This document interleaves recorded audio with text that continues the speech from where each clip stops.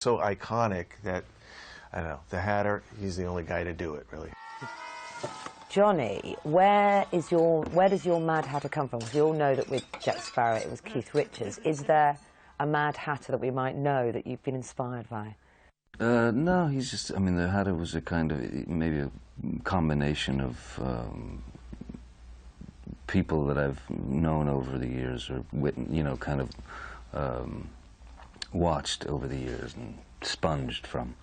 But mostly, there's to the Hatter. The Hatter for me was, it was the idea of, instead of just going in to try and play, you know, mad, crazy, funny, whatever, but to have a couple of extras, some other layers, as if there, you know, there's some damage there, there's some trauma there, and that he could, you know, go from extreme rage to extreme fear to extreme levity, and all in a matter of seconds. So that was a kind of a challenge for me. Was that the whole Carol, like Mad as a Hatter, and the research you did about, you know, going through like the whole, you know, investigating things that begin with the letter M, which was, in fact, it's a little clue that Carol drops in the book, and if you do a little research, you find out that the M he's talking about mercury poison.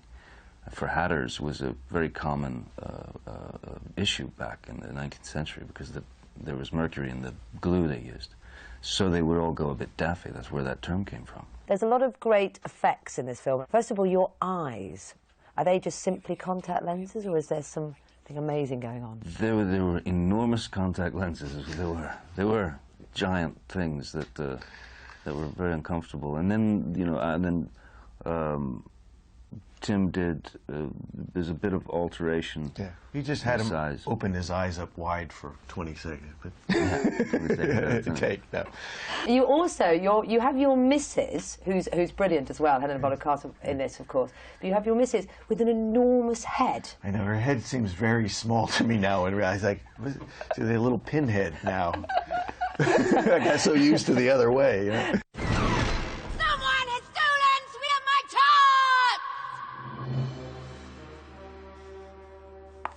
We made her waist a little smaller, too, which she liked. So the head is compensation, you know? I actually found it quite a scary book to read as a child, as I think it is kind of disturbing on a lot of levels. Would you let your children watch the film, or is that kind of the godparents' prerogative to let, because I think you're godfather, aren't you, to each other's kids? Are you going to sneak over and let them watch it? Well, I have my 6-year-old. He's going to see it tomorrow for the first time, I hope, if he makes it through. And would you let your children watch it? Would you be... They've seen it. Have they? What do they think? They loved it. Really? Yeah, they loved it. They weren't scared, or...? No. We screened it for my family, and, you know, and a bunch of their little friends from school and whatnot, and they all went ape. Yeah, they loved it. Brilliant. Yeah.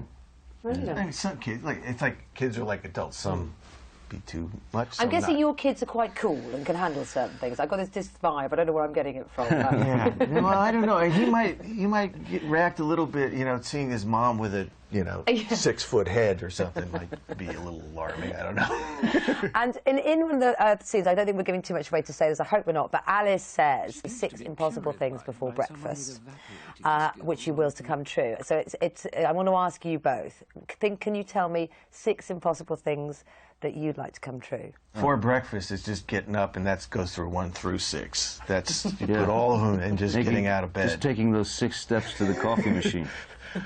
I believe in 6 impossible steps before breakfast. Oh, great. Interesting men, interesting really men. Fascinating, really fascinating. You can watch that interview again if you want to, and take a look at some exclusive clips from the film as well on our website, gm.tv.